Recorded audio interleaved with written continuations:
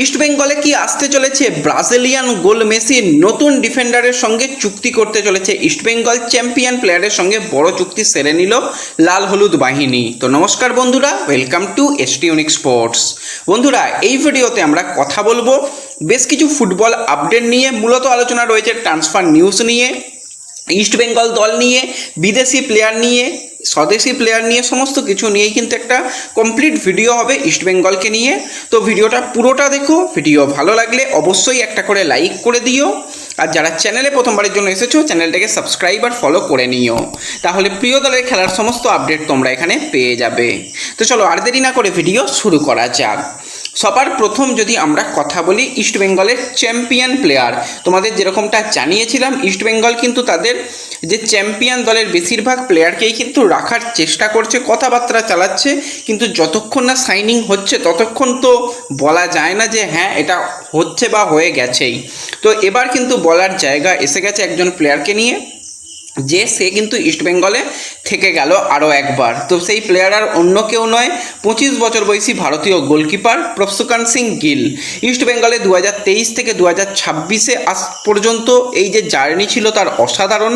সেখানে টোটাল লাল হলুদ জার্সি গায়ে 84টা ম্যাচ খেলেছে, 25টা ক্লিনশিট রাখতে সক্ষম হয়েছে এবং ইস্টবেঙ্গলকে আইএসএল চ্যাম্পিয়ন করানো এবং সুপার কাপ চ্যাম্পিয়ন করার পিছনে কিন্তু অবশ্যই গিলের অবদান ছিল। সুপার কাপের বেস্ট গোলকিপার ছিল গিল এবং আইএসএলে ওই যে ডার্বি ম্যাচে যে সেভটা ছিল, আউটস্ট্যান্ডিং সেভ ছিল, বা আরও বেশ কিছু ম্যাচে যা যা সেভ গিল দিয়েছিল।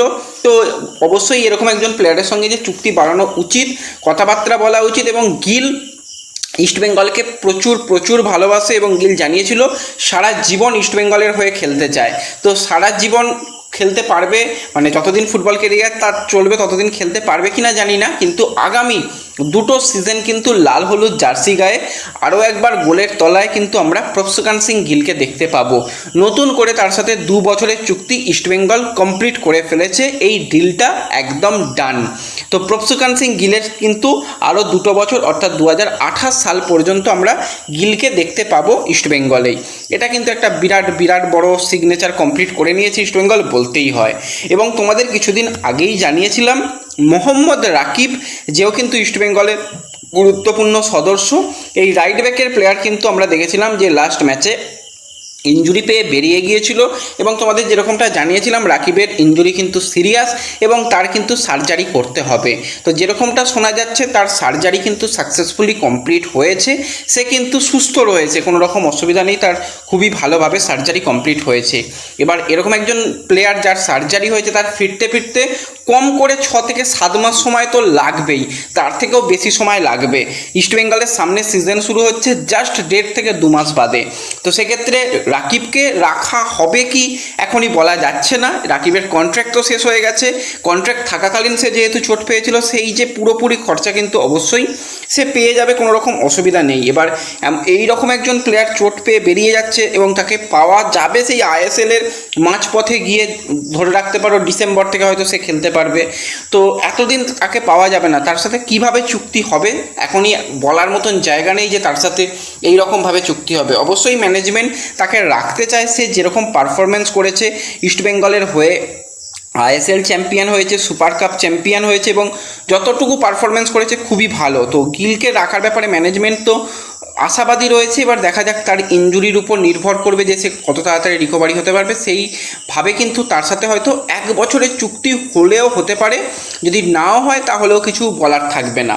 তো রাকিবকে নিয়ে এই খবরই বেরিয়ে আসছে।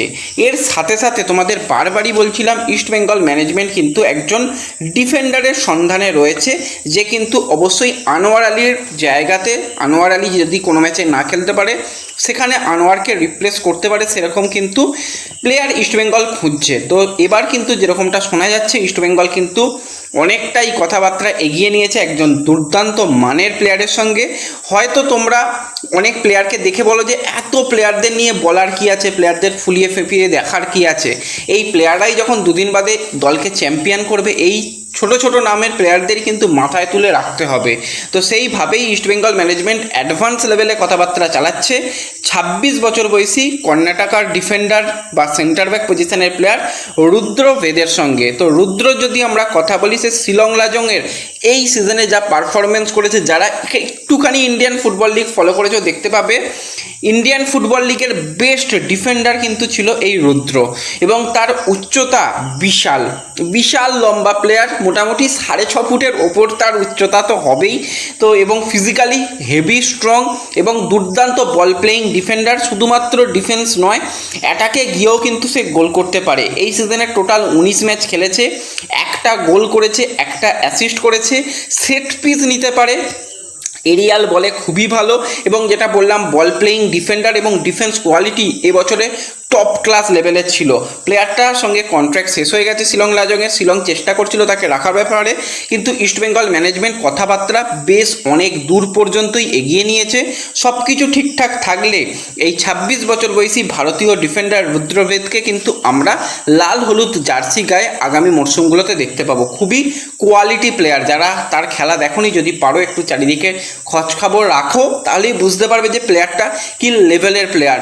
এবং সে যদি এই পারফরমেন্সটা ধরে রাখতে পারে, ইস্টবেঙ্গল বলে বলে ম্যাচে কিন্তু অল ইন্ডিয়ান ডিফেন্সে খেলতে পারবে। সেখানে আনোয়ার, রুদ্রবেদী এবং তার সাথে যদি জিকসান, এই তিনজনেই খেলে দিতে পারবে। তো এরকম একজন প্লেয়ার এলে আমি তো খুব খুশি হব, সেটুকু আমি বলছি আমাদের দিক থেকে।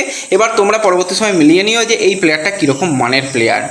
এবার যেই ব্যাপারটা নিয়ে ট্রান্সফার মার্কেট একদম উথল পাতল হয়ে যাচ্ছে যে ইস্ট বেঙ্গলে আসছে নাকি ব্রাজিলিয়ান গোল মেশিন। দাদা খবর দাও এই ব্রাজিলিয়ান গোল মেশিন কি আসছে? প্লেয়ারকে নিয়ে একটুখানি আগে বলে নিই। 30 বছর বয়সী ব্রাজিলিয়ান ফরওয়ার্ড ডেলিনসন জুনিয়র। তো এই ডেলিনসনের যদি আমরা কথা বলি, সে থাই লিগে খেলছিল এবং থাই লিগের ক্লাব, যে ক্লাবে যুক্ত রয়েছে সেই ক্লাবে অসাধারণ তার সিজন গেছে। থাই লিগে টোটাল 26 ম্যাচে 15 গোল, 7টা অ্যাসিস্ট রয়েছে। এএফসি চ্যাম্পিয়ন্স লিগ 2-এ 10 ম্যাচে 5 গোল 4 অ্যাসিস্ট রয়েছে। থাই এফএ কাপে 2 ম্যাচে 1টা গোল 1টা অ্যাসিস্ট রয়েছে। টোটাল সিজনে 38 ম্যাচে 21 গোল 12 অ্যাসিস্ট। নো ডাউট অসাধারণ পারফরমেন্স করেছে এই ডেলিনসন জুনিয়র। কিন্তু এই যদি প্লেয়ারের কথা বলি, প্লেয়ারটা হচ্ছে যে থাই লিগের ক্লাবে যুক্ত রয়েছে, সেখানে এখনও একটা সিজন কন্ট্রাক্টেড প্লেয়ার রয়েছে। ব্যাপারটা ভাবো, এখনও একটা সিজন কন্ট্রাক্টেড প্লেয়ার রয়েছে, এবং এই থাই লিগের যে ক্লাবে সে যুক্ত রয়েছে সেই ক্লাব কিন্তু next year AFC champions league elite, মানে যেটা সবথেকে বড় চ্যাম্পিয়ন্স এএফসি টুর্নামেন্ট, সেই টপ টুর্নামেন্ট সে খেলবে, তার ক্লাব খেলবে। এবং তার সাথে সাথে আসিয়ান কাপ, যেটা আসিয়ান নাকি একটা কাপ দেখলাম, সেই টুর্নামেন্টের কোয়ালিফিকেশান রাউন্ড আমি পাশে দিয়ে দেবো, তোমরা দেখতে পাবে, সেইটাও কিন্তু খেলবে। তো এই রকম টপ জায়গায় সে খেলবে, প্লাস তার সাথে কন্ট্রাক্ট এখনও একটা সিজন বাকি রয়েছে।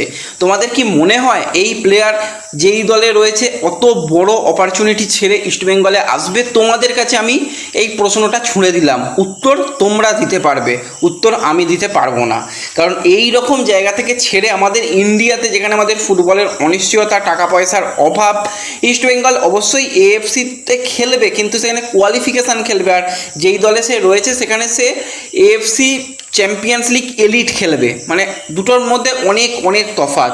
আমার মনে হয় না যে এই ডেলিনসন প্লেয়ার ইস্টবেঙ্গলে আসবে। অবশ্যই এই প্লেয়ার একটা সময় শর্ট লিস্টেড ছিল, যখন মানে একটু সমস্যা হচ্ছিলো ইস্টবেঙ্গলে যে কোনো প্লেয়ারকে হয়তো ছাড়ার সম্ভাবনা রয়েছে, সেই সময় একটা শর্ট লিস্টেড ছিল। কিন্তু এই মুহূর্তে এই প্লেয়ার নয়, এই মুহূর্তে একজন অস্ট্রেলিয়ান প্রোফাইল, যেও কিন্তু দুর্দান্ত মানের, আমি নাম খুব তাড়াতাড়ি তোমাদের সঙ্গে জানিয়ে দেবো।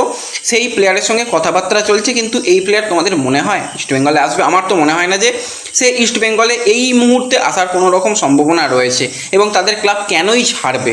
ছাড়ার কোনো মানেই হয় না এরকম একজন প্লেয়ারকে। তাদের ক্লাবের এবছরের সবথেকে টপ গোল স্কোরার, থাই লিগের সেকেন্ড টপ গোল স্কোরার, তাকে ছাড়ার কোনো মানেই হয় না। তো এই প্লেয়ারের আসার সম্ভাবনা আমি অনেকটাই কম দেখছি। এটুকুই ব্যাস ভিডিওতে বলার ছিল। ভিডিও ভালো লাগলে লাইক শেয়ার করে দিও, চ্যানেলে প্রথমবারের জন্য এলে সাবস্ক্রাইব আর ফলো করে নিও। দেখা হবে পরবর্তী ভিডিওতে। ধন্যবাদ।